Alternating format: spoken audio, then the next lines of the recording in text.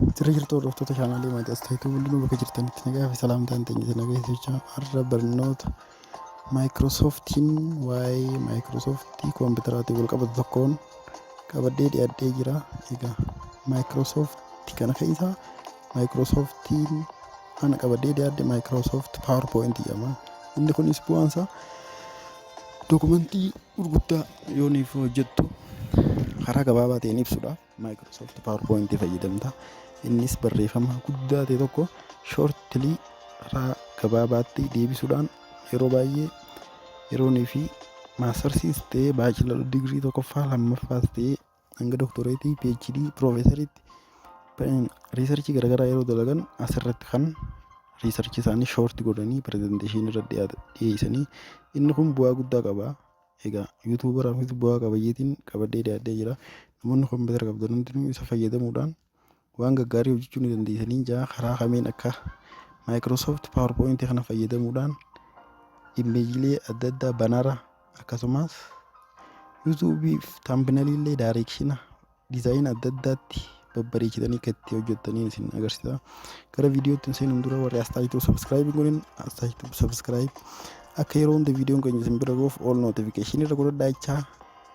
Egaa PowerPointiin kaampaanii Maayikiroosooftiitti kan oomishu isaanis 2007, 2010, 2013, 2019, 2016 ni jira. 2019 achiin booda hanga ammaatti kan hojjechaa jiru.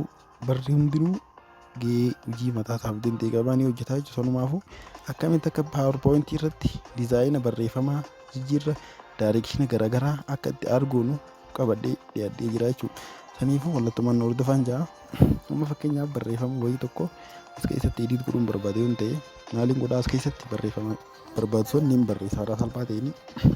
Ergaan barreesse booda maaliin godhaa haruma salphaa ta'een waan barbaadson as keessa barreessuudhaan ediit godhuu daayireekshina jijjiiruus ta'e amma fakkeenyaaf as keessatti weelkaam jedhee yoon barreesse karaa salphaa ta'een karaa bareedaa ta'een diizaayina barreeffama kanaatti jijjiiru kalariis ta'e waan garaagaraa waan hin barbaade tolfadhee bareechee hojjechuu danda'a jechuudha. Daayireekshinaas waan hin barbaade amma fakkeenyaaf weelkaam jedhee barreeffamaan barreesse kana isa booksii keessa jiru kana kontirool pilaateedhaan dabil godhuu danda'a. Booldii karaa salphaa ta'een akka mul'atuuf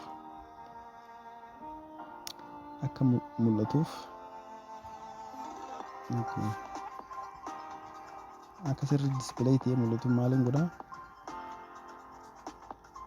zuum isinii godhuu danda'a jechuudha. Karaa salphaa ta'een akkanatti weelkaam barreeffama jiru kana booldi godhee zuum godhee dispileey godhuu danda'a. Achiin booda maalii wanneen godhuu qabu haruma salphaa ta'een isa kana kalara yoon jijjiirrachuu barbaade niin dhufa. Gama gubbaa eessa hoomii keessa dhufuudhaan iddoo mallattoon kun jiru bu'uudhaan diimaa yoon godhuu barbaade diimaan godha. Kalarri barreeffama kanaa jijjiirame jechuudha. Akkasumas baakgiraawundii isa kana jijjiiruu yoo barbaadde maaliin godhaa kontirool pilaatiin fayyadamaa niin dhufa. Gama harka mirgaarra dhufuudhaan mallattoo raayit kilikiin godhaa koompiyuutera keenya. Formaat baakgiraawundi waan jettu jira. Formaat baakgiraawundii kirii erga gooteen booda maal goota picture or text file gradient file jee jira. Akkasumas pattern jee jira. Kana keessaa kan barbaadde irra godhatta. Paartii hanga barbaadde san baakgiraawundii isa kana guutuu jijjiirte kan isa kanaa qofa jijjiiruu yoo barbaadde immoo as keessaa kan barbaadde irra godhatta. Kanatti kophatti keessaa select godhuu kan barbaadde filachuudhaan irra godhachuu ni dandeessa. Akkasumas xiyya garaagaraa itti fayyadamuudhaan ibsa imeejii garaagaraa illee as keessatti arguun ni danda'ama. Karaa salphaa ta'een akkamitti akka goonu waliin ilaallaa jechuudha. Diizaayinii waan jettu jira. Diizaayinii sheeppii PowerPointii hojjechuu tana deemtu tana kana si murteessa. Amma fakkeenyaaf diizaayina kanatti hojjechuu barbaade yoo ta'e isa irratti kilik godhadhaa akka asirra jiru waan naa deebisa jechuudha. Haruma salphaa ta'een akka asirra jiru waan naa deebisa.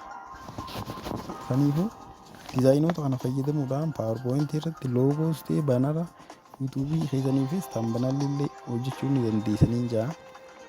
Daayireekshinoota garaagaraatii fi kana akka itti fayyadaman waliin ilaalla. Fakkeenyaaf as keessatti yeroo nuti hojii hojjennu akkana diizaayina garaagaraa jira. Diizaayinoota kanneen akkamitti akka baakgiraawundiin akkana jijjiiramu barreeffamni booldi ta'ee karaa salphaa ta'een waan hedduu jira.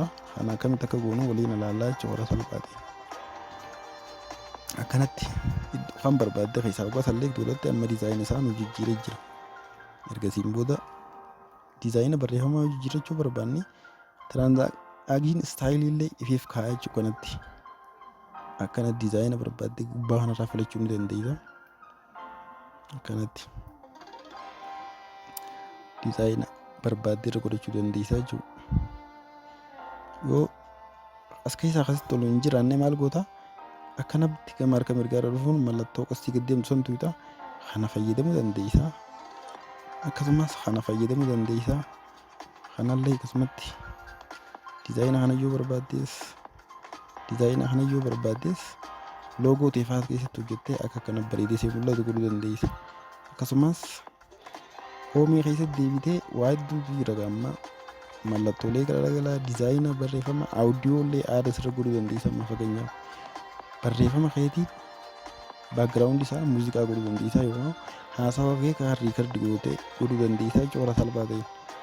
Akkasumas mallattoolee daarekshinaa fi kana qabayyoon fi iddoo inni godhuu barbaadde gama gubbaarra hoomii irra dhuftaa asiin hoomii irra dhufteen booda waantu jira waan as keessaa daarekshinoota mallattoolee barbaadde itti godhachuu dandeessa jechuudha salphaa ta'een. Kanatti mallattoolee kanneen keessaa kan barbaaddu irra godhatta. Amma fakkeenyaaf kanaan filachuu barbaadu hin ta'e irratti inkiliik godhaa maaliin godhaa diraagiin godhaa maawuzii karsarii fi bakka hin barbaadu san fidee kophatti isa kanaaf diizaayina jijjiiruu hin danda'amas.